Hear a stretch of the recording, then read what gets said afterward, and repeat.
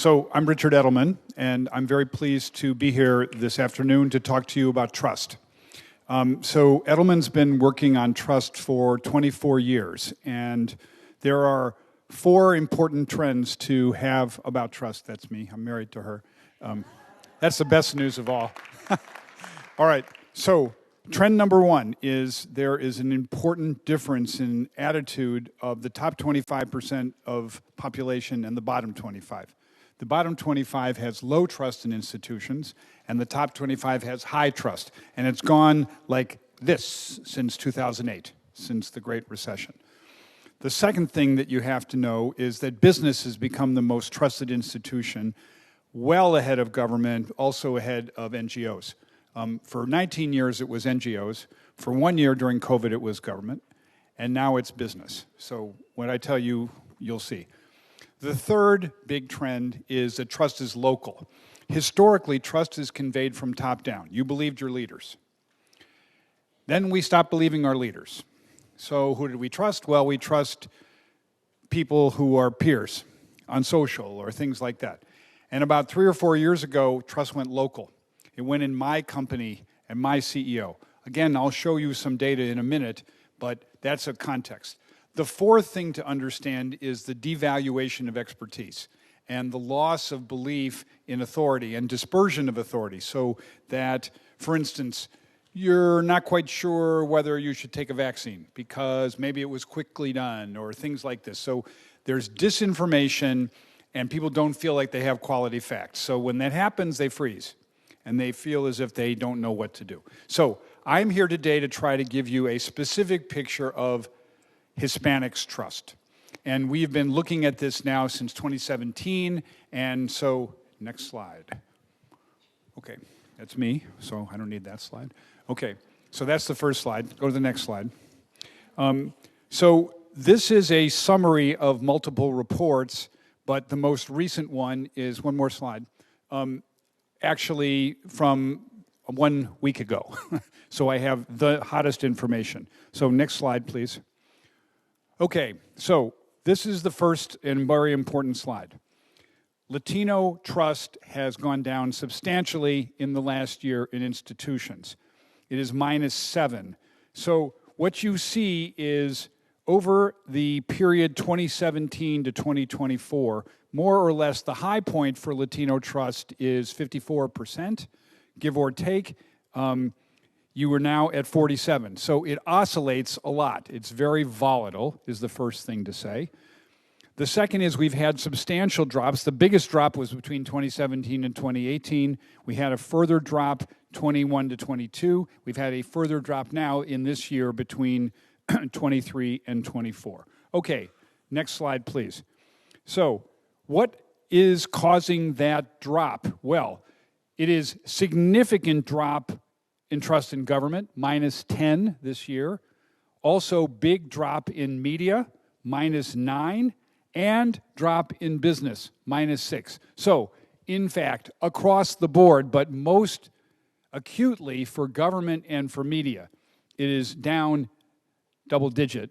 And I want you to see that the gap between business and government is substantial. More trust in business than in government for Latinos. This is comparable to general population. Next. I want to show you that do I have this correct? Okay. The societal leaders. What's particularly important here is traditional leaders are not trusted by Latinos. Government leaders and CEOs. Who is trusted? Scientists. And my CEO. My CEO, my company newsletter. Trust is local. Trust is not in classic institution. It is not for Latinos conveyed top down, nor for general population. I also find it fascinating that my neighbors is so high. Latinos rely a lot on their friends and family, which you know. I know that from home. Okay, so I also want you to see that my employer matters deeply for Latinos. I trust local. So when I look at Latinos, the more or less, the delta between business and Hispanics on my employer's 20 points. It's massive. So you want to see the person. You want to understand what that person is about. You're not just trusting the institution, and you can also walk if you're not happy because it's a low unemployment economy. That doesn't happen in recession times. Okay, next slide. So, societal concerns. Let's talk about what those are. Next. So, specifically, what we see is Latinos have both personal and societal fears. And those personal fears have to do with, specifically, job loss. What are you worried about? Well, you can't feed your family. That's really important. Also, inflation, the I word. Latinos are working harder to stand still. You're running like hell, and yet your food costs are up 30%. Your wages aren't up 30%. If you wonder why Latinos may not vote Democrat in the next election, they're mad. Because on a personal basis, they're just feeling left behind, like that. So, I also want to show you that there are existential fears to do with nuclear war or sustainability, or you see food shortages, energy shortages.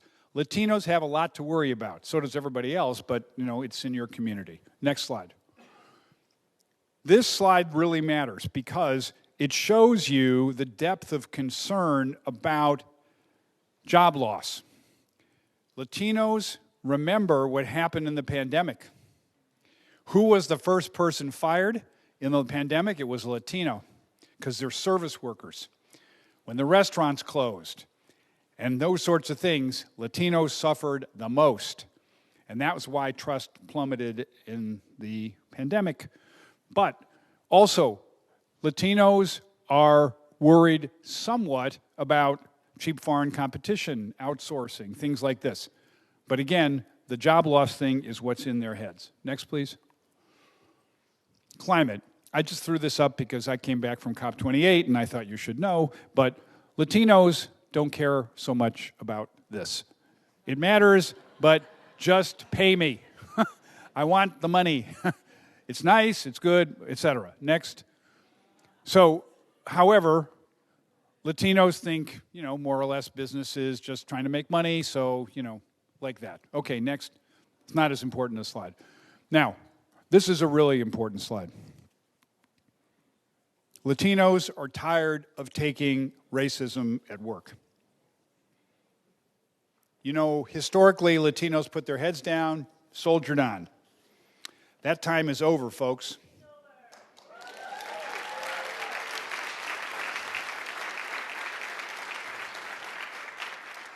I find this slide inspiring, actually, not depressing. It's the group of all, black, Asian, white. What's the group that up here says, I am the most sick of sitting around and waiting for racism to be done? Latinos. Good. I'm glad. Do it. Because, more or less, I want more done to address systemic racism. That's a big deal. It's high expectations for business because it's business that's going to solve this. It's not regulation. Pete's from Texas. That was for you, Pete. No, it's about, business getting real and putting substantial efforts to train Latinos and advance Latinos. Okay, next.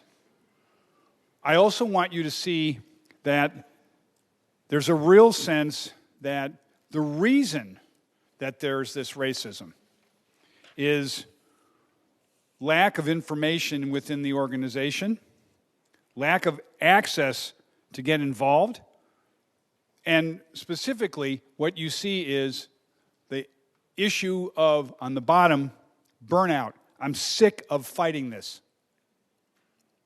2 from the bottom. I'm burned out from trying to achieve change. What's the number that's the highest? Latinos, 56%. You guys are sick of running up hills. You shouldn't have to run up hills. You should run the race like everybody else. You're plus 12 on that versus general population. Also, the fact is, Latinos are working their butts off, so they don't have time to run up the hills. They should just run the race like everybody else. That's a plus 11. So those are the two data points to take from this slide. Okay, next. If you're a brand in this room, pay attention. 55% of Latinos say, if a brand addresses societal issues, I will reward that brand by buying it. And if you don't, I won't. So, if you need an incentive, because we are in a capitalist society, this is a good incentive. You will reward people who stand with you on the marketing side. Next slide. There's also high expectations of business. Now, watch this. This has to do with the employee side. I find it fascinating that of all the groups, which is the one that, if you're an employee, which employee actually sets the highest bar for CEOs about standing up and speaking up on issues? Latinos. Now, this is something new. Good. Stand up and speak up. There's someone here in the front row who stood up and spoke up in the early 70s, and I boycotted grapes because of that. I didn't know anything about boycotting grapes until her. But anyway, here's the point. 2/3 of Latinos, go back one slide, please. You're a little faster than me.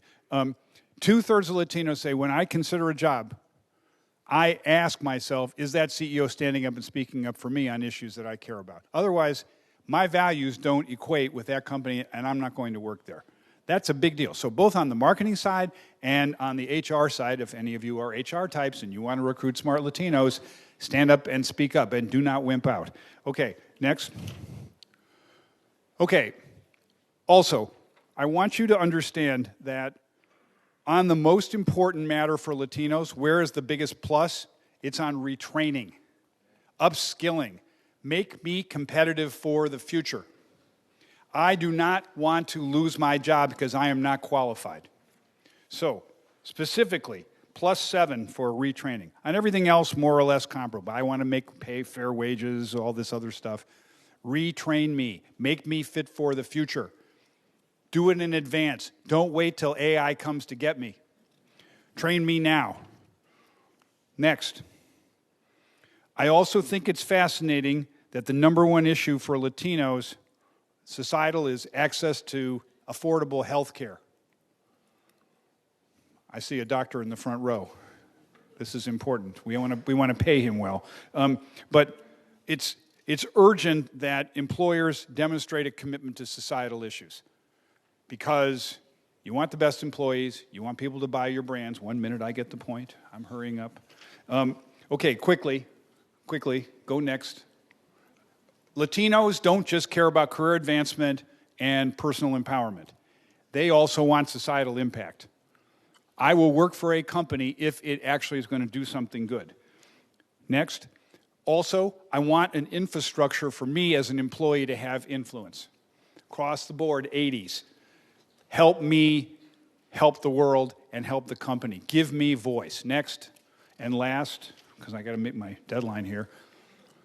Invest in trust. Trust is 4 things: ability, dependability, integrity, and purpose. If you're just about ability, you're not doing enough. A purpose matters. Dependability matters. Address societal fears. Business is the most trusted institution. You got to actually do something. Don't just talk, act. Third, we've got to have Latinos feel optimistic. The reason that Latino trust dropped this year is loss of optimism. We've got to show a path forward for fairness and also for future, meaning I can be retrained. Last, give Latinos influence. Give them voice. Give them agency. Thank you very much.